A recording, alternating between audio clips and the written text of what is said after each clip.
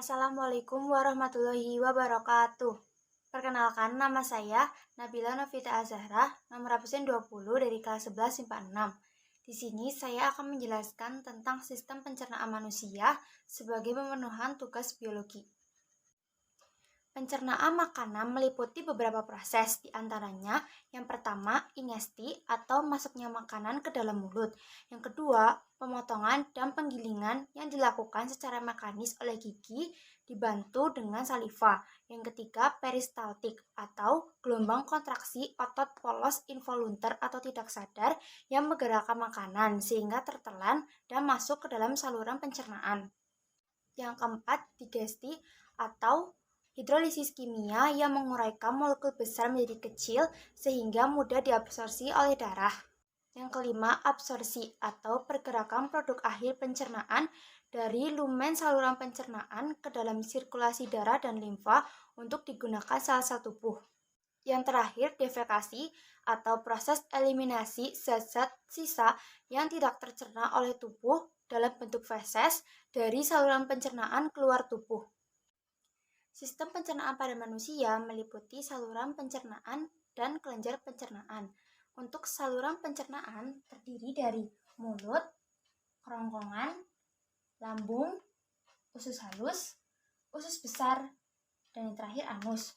Untuk kelenjar pencernaan terdiri dari kelenjar ludah, lambung, pankreas, dan hati. Saluran pencernaan manusia yang pertama dimulai dari mulut. Di dalam mulut terjadi pencernaan makanan secara mekanis oleh gigi dan secara kimiawi oleh enzim amilase.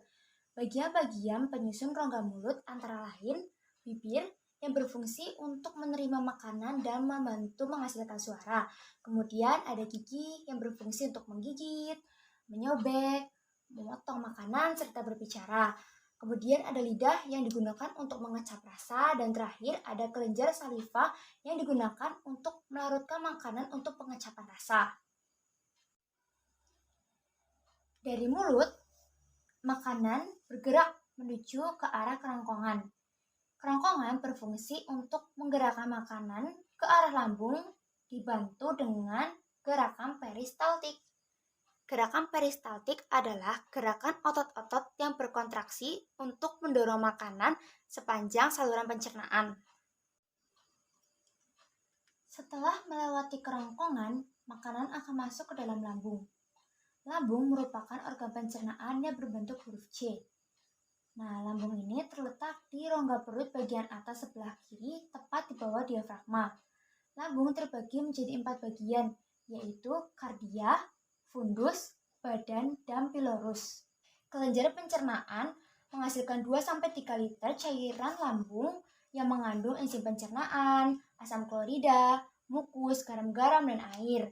Makanan yang masuk ke dalam lambung menjadi senyawa penyangga yang meningkatkan pH dan sekresi. Namun, jika tidak ada makanan di dalam lambung di antara jam makan, pH lambung akan rendah dan sekresi terbatas. Hormon gastrin di dalam lambung merangsang sekresi asam lambung atau HCl. Nah, asam lambung atau HCl ini mematikan bakteri-bakteri pada makanan. Pencernaan secara kimiawi di dalam lambung yaitu yang pertama pencernaan protein, yang kedua pencernaan lemak, dan yang terakhir atau yang ketiga adalah pencernaan karbohidrat. Dari lambung, makanan bergerak menuju usus halus. Usus halus berbentuk tabung dan terletak di antara lambung dan usus besar.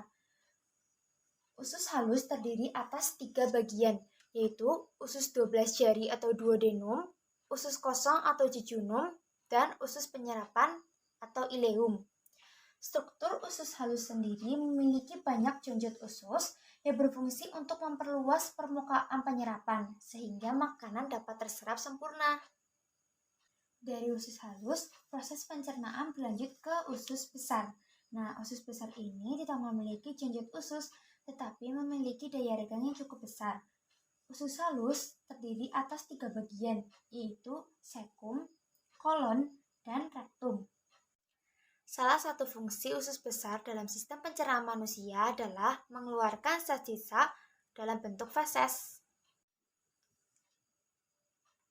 Zat sisa dari usus besar kemudian bergerak menuju tempat terakhir sistem pencernaan manusia, yaitu anus. Nah, anus ini merupakan jalur pembuangan hasil sisa pencernaan manusia. Selain saluran pencernaan, di dalam sistem pencernaan manusia terdapat 4 kelenjar pencernaan.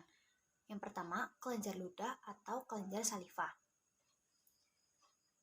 Di dalam mulut terdapat 3 pasang kelenjar saliva, yaitu kelenjar parotid, submandibula, dan sublingual. Kelenjar pencernaan yang kedua yaitu terdapat di lambung. Nah, di dalam lambung ini terdapat enzim pencernaan yaitu pepsinogen dan renin. Yang ketiga, kelenjar pencernaan yang terdapat di pankreas. Di dalam pankreas terdapat beberapa enzim seperti trypsinogen, amilase, lipase, dan masih banyak lagi. Yang keempat, kelenjar pencernaan yang terdapat di dalam hati. Hati memiliki beberapa fungsi, di antaranya menyimpan gula dalam bentuk glikogen dan mempertahankan homeostatis gula darah.